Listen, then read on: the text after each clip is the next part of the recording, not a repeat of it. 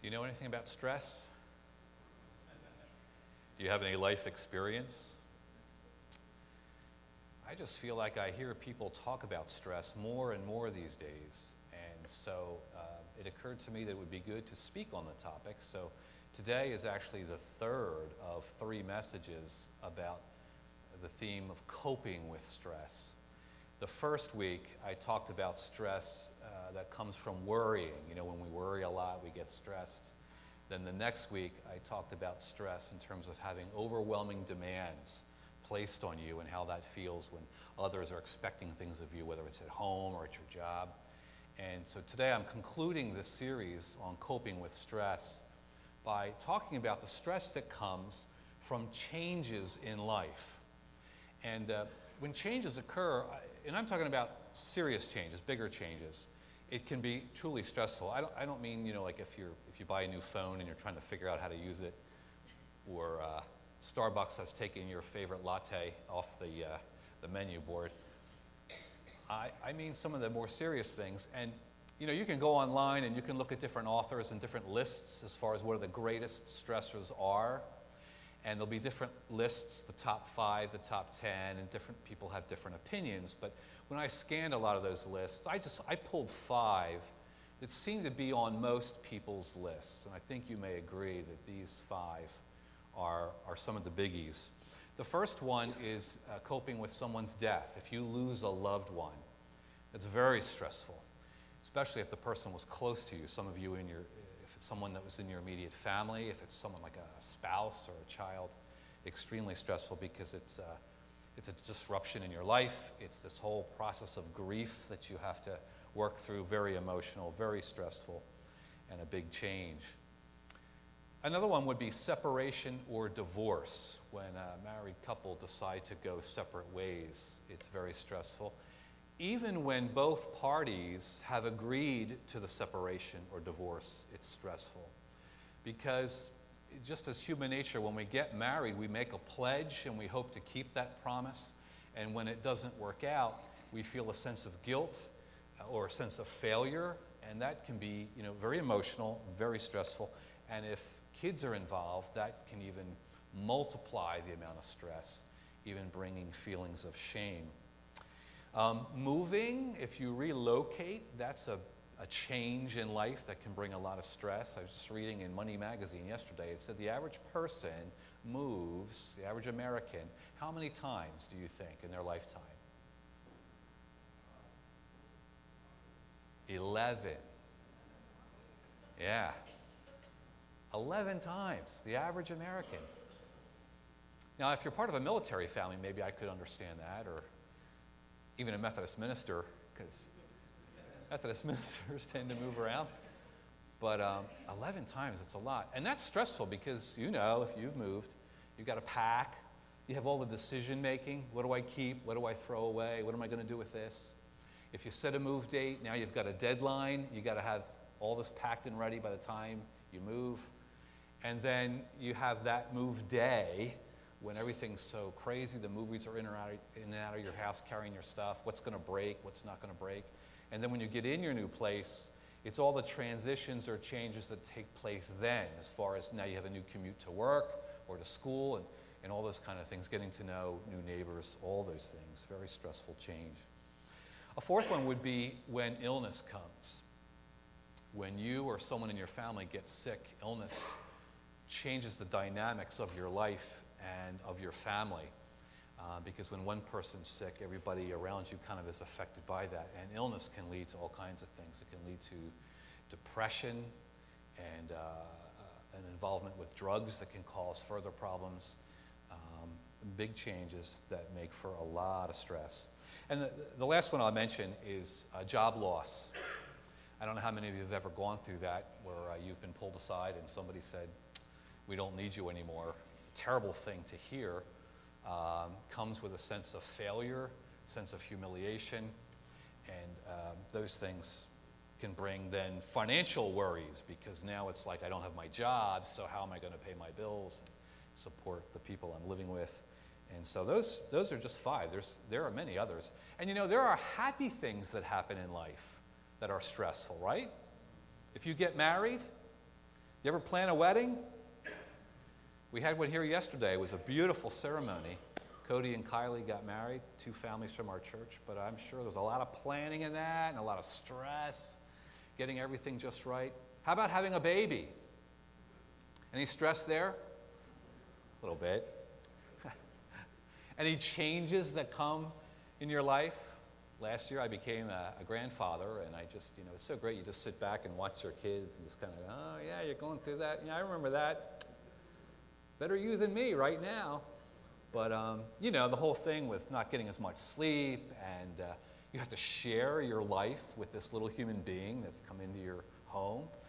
Those are big changes, and it comes with stress. So I want to help us to get a handle on how stress or change creates stress by talking about actually a childhood toy, which I think you'll recognize. Wow, you remember the Slinky? I challenged the earlier congregation, the 9 o'clock service, to see if they remembered the song when it came out. Do you remember the song? All we got out was the first 2 words. Slinky, the Slinky. Yeah, I remember that. I didn't check, but I think Slinkies came out like late 50s, early 60s, so most of you probably know about this toy.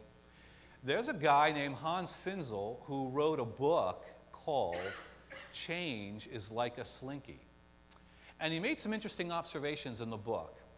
And I want to point out some of those to help us understand how change works, and then look at some of the stories in the Bible and the characters in the Bible and how they dealt with change that was similar, relating to these principles about the Slinky.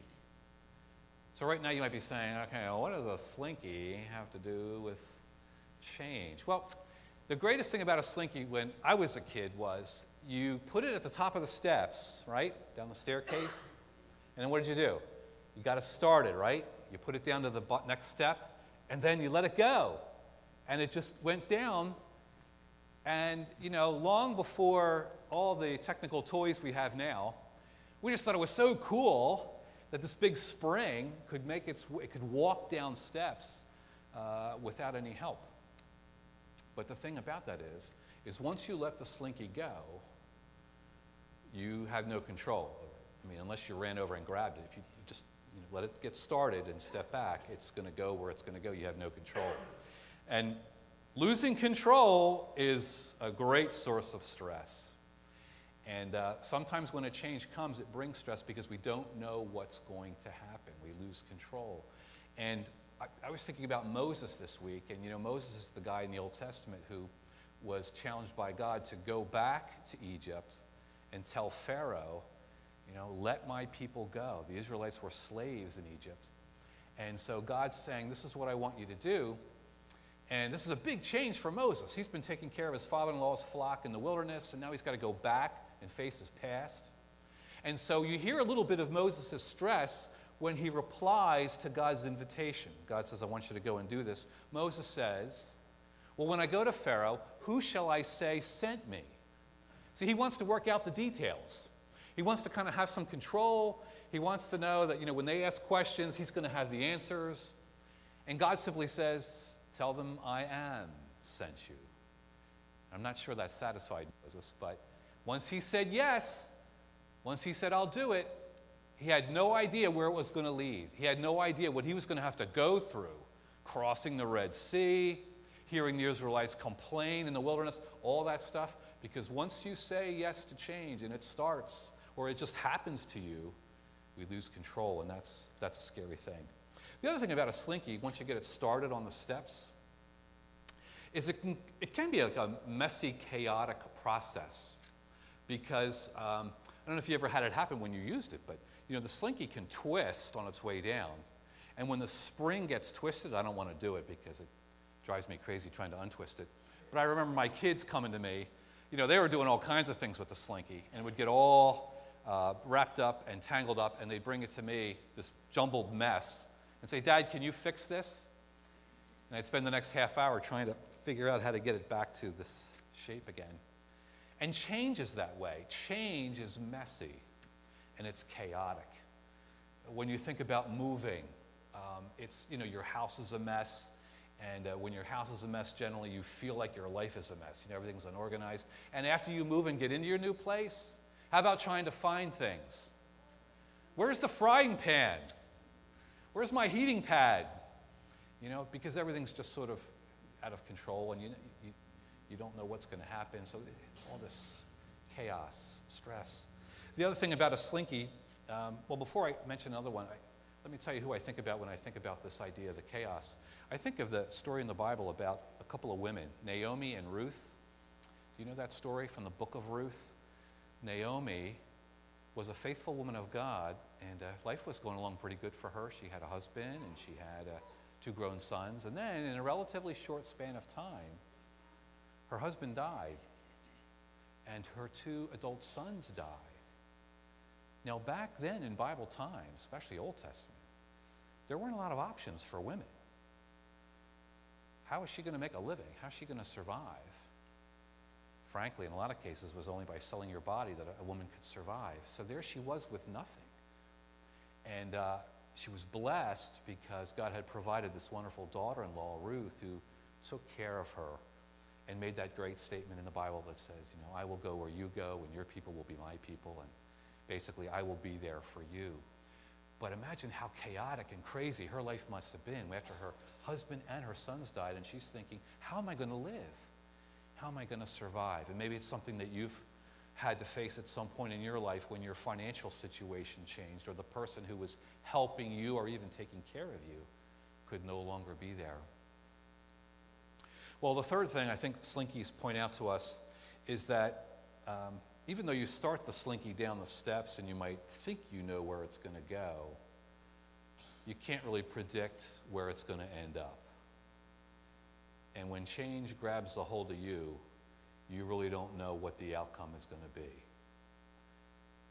And when you go through a divorce, as some of you have, you hope that it's going to work out a certain way, and you hope that you'll be able to work things out, especially if you have kids, making arrangements, who's going to have who, when, what weekend, that you're going to be okay, that you're going to be able to recover, that maybe you'll find someone else in life, but you don't know where that's going to end. You don't know where that slinky's going to land at the bottom of the steps, and what that's going to look like, and what that's going to feel like. And in that case, I think of Abraham in the Old Testament, who was the father of the Hebrew nation. Abraham is a gentleman who at age 75 heard God come to him and say, I want you to leave your home, leave your people, your family, and travel to a distant land and start all over. And how incredibly scary that must have been for Abraham to do that and not know how that was going to work out. How do I know what it's going to be like when I get to that new land? How do I know if the people there are going to accept me? How do I know if I'm going to fit in? But Abraham did it because he, like the others, was a great example of faith. I'm reminded of a quote from a comic strip. Do you know the comic strip Pogo? Is that still out? I don't know. But here's what it said. And you have to listen to this because it's like a play on words. The certainty of misery is better than the misery of uncertainty. You follow that? The certainty of misery is better than the misery of uncertainty. It's like that saying, it's better the devil you know versus the devil you don't know. I guess it's the same kind of thing. Almost like I'm miserable now, but I'd rather have this misery because I'm familiar with it, rather than going through a change that's going to bring a new misery that I am unfamiliar with, and that uncertainty is going to make me more miserable just because it represents a change. Well, let me funnel this all down, because for me, what these characters from the Bible all had in common, and how they all came through the great changes in their lives, was this. When they were in the midst of being shaken in their life, they found something that was unshakable, and that was their Lord. In the midst of their world spinning out of control, they found something solid that they could hold on to that would hold them safe and strong. And this whole idea is wrapped up in Psalm 46, and I want to read this. It's not a long psalm, but it speaks about how God works in the midst of incredible change when you feel like your world is spinning out of control. Psalm 46 says this: God is our refuge and strength, an ever-present help in trouble. We may not always feel it or know it, but he's ever present. He's always there, and he's a refuge, a place where we can go to get help. He's our strength. Then listen to all the changes. Verse 2. Therefore we will not fear though the earth give way and the mountains fall into the heart of the sea, though its waters roar and foam and the mountains quake with their surging. Though all this happen, though I feel like there's so many changes in my life that I just don't know what to do, I don't know how to survive, though all this is happening in me and around me, he is there. Verse 10, he says, be still and know that I am God. I will be exalted among the nations. I will be exalted in the earth. The Lord Almighty is with us. The God of Jacob is our fortress. In the midst of being shaken, there is one who is unshakable, the God who does not move. And that's the verse I want to give you today from Malachi chapter 3, verse 6. Check this out. It's a real short verse, a sentence that you can remember. Malachi 3:6 says, I, the Lord, do not change. Can you say that with me? I, the Lord, do not change. So you may be facing one of the top 5 changes, top 10 changes. You may feel like you don't know where to turn. You may feel like everything is chaotic and out of control. There is one who does not change. In order to survive change, you need to find a source of strength that does not move. I like to think of it this way. Whitewater rafting, which I've never done because I'm too chicken. But I picture myself in a raft. And don't they wear helmets? And they have life jackets and paddles. I see the video, they're going down the river and the boat's going like this and it's a rapid river. And for some reason, I see myself falling out. And I'm in the river, and the river's raging, and it's flowing, and I'm flowing, and the boat's going off into the distance this way, and the river's taking me this way, and what am I going to do? Where's it going to end? Where's the river end? Does it go off a cliff? Like waterfalls? So what's going to happen to me? Everything's changing. I'm scared. I don't know what's going to happen. And then there is a rock in the river.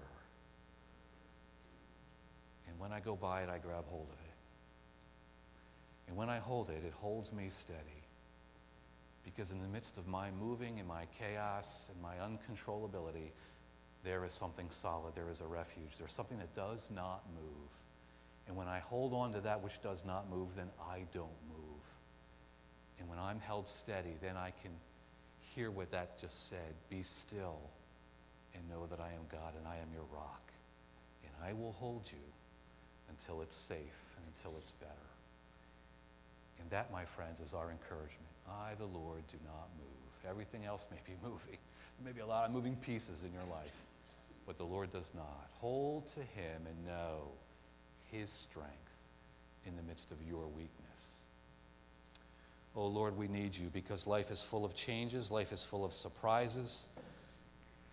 And Lord, so often these changes and surprises frighten us. They bring stress. But your word is clear. You are an ever-present help in the midst of trouble. Help us in the raging waters to see you there as the rock and to reach out in prayer and by faith to grab hold of you, that you might keep us safe and strong. For we ask in Jesus' name, amen. Let's stand and close in song together.